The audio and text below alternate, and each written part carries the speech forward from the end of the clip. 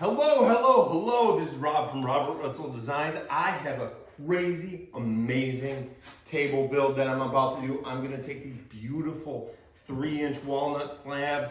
I'm gonna take these amazing die-cast cars, pour some clear resin in the center, and make a killer table. It's super huge. We start by ripping down the slabs, getting them ready to arrange on the pour table, putting the walls up on the sides of the pour table to make sure the epoxy doesn't leak out. This is the first of 3 pours on this table, 120 liters of EcoPoxy here, pouring it on the corner, popping it off the pour table when it's all cured, ready to plane it down nice and smooth. The first round of this, shaping it with the sander, and you'll see a grinder pretty soon. This got extremely messy right there, so I decided to take a little bit of a dance. Work with the customer on laying out these cars perfectly. This one's going to be 120 liters of EcoPoxy. Again, first pour here. I did this first pour so that when I shaved it down on the router sled, I wasn't going to take the top of the cars off. I'm gluing up the cars with some super glue to make sure the trunks and frunks and doors don't open up on me. I've got some blocks. I'm going to hang these suckers upside down so that again, to make sure that when I plane it down on the router sled, I don't take the tops of the cars off. Now, I am pre-coating these cars to make sure that the paint on the cars do not bleed in the epoxy, just a safety measure. Again, hanging them upside down, getting ready for this second pour on this beautiful table, mixing up a whole bunch more EcoPoxy. Again, this takes quite the amount of time to degas it in the vacuum chambers behind, mixing it up with that crazy mixer. I've got to love it. Again, dropping them in the vacuum chamber to suck out all the oxygen in the epoxy. Here is the big pour.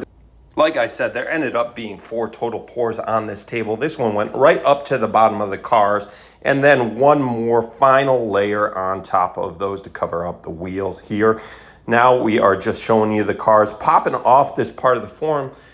Now, this next part is always really difficult because it's me by myself in my workshop, but I do my best shimmying it back and forth onto the carts to gonna bevel the sides here on that extra thick center area of the table. Gonna try to make that so you can't see it from the sides, but had to go so deep to get those cars in. Now, lots of sanding on this table.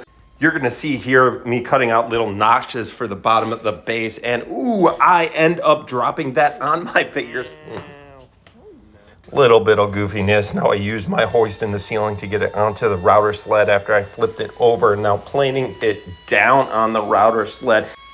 Yet again, some more sanding. I like to bevel the edges, put a chamfer on the edges by hand, and then we are grinding it out with this Festool RO. This is a great sander. It gets the job done.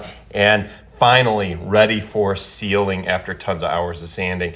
I'm using General Finishes Enduro 2K Poly, using that because there's a UV inhibitor in it, one more level of protection for that epoxy. Getting my Graco spray ground out, spraying this beautiful table, perfect finish, and check it out. Here it is in all its beauty. Let's have you come on in. Look at that corner. That was the first corner that I poured.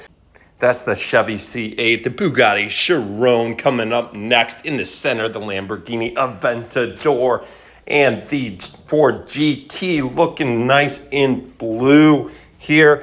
And following up the lead on this infinite car race is the Ferrari LaFerrari. Check out that finish, the clarity on the epoxy, the beautiful walnut slabs. Look at this. Gonna take a look. And that base.